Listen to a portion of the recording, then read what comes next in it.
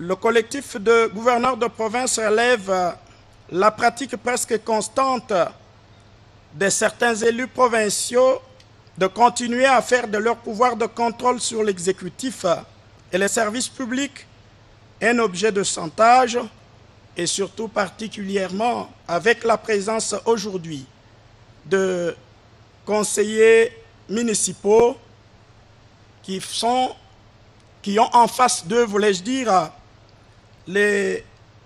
une catégorie de membres des exécutifs de communes nommés par ordonnance présidentielle. Le collectif de gouverneurs de province sollicite de votre haute autorité de poursuivre avec le moratoire en vue de protéger la fonction de gouverneur de province. Et là, c'est sur le plan de politique.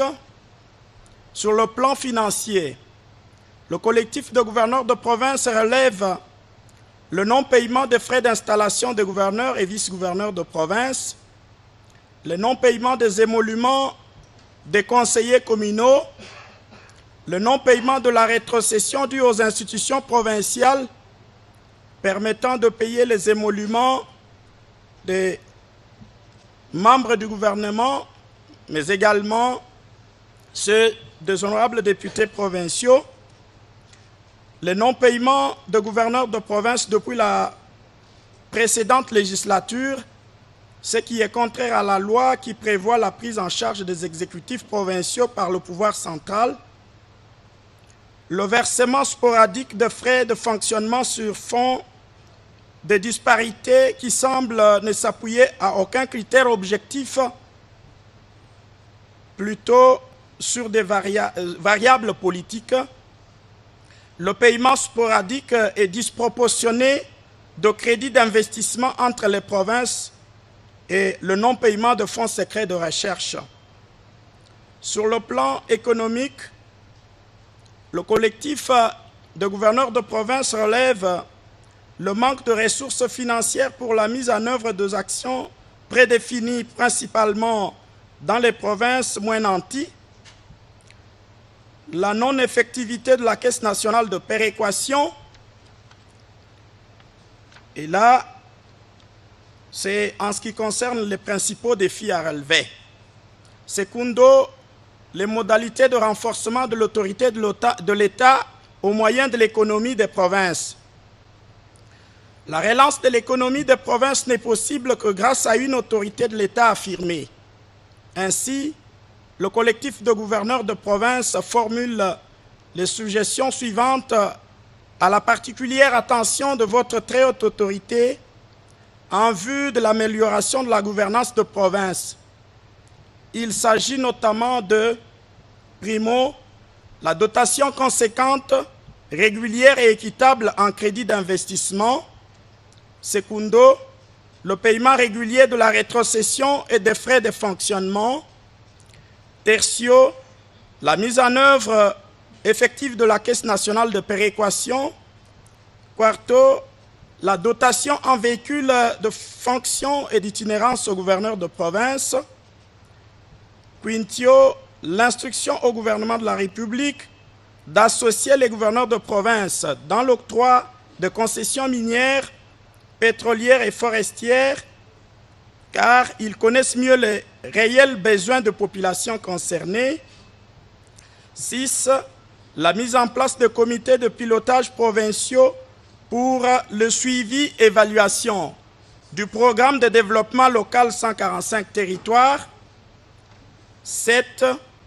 La mise à disposition de gouverneurs de province du montant forfaitaire d'1 million de dollars américains, ou son équivalent franc congolais, par province, afin de renforcer la sécurité dans les provinces et lutter contre le banditisme accru et la délinquance juvénile. 8. La dotation en véhicules et motos de fonction aux agents de la police nationale congolaise. 9. Le paiement de la taxe de superficie minière et forestière à la province et non au gouvernement central, conformément à la loi, car cette taxe relève de la province.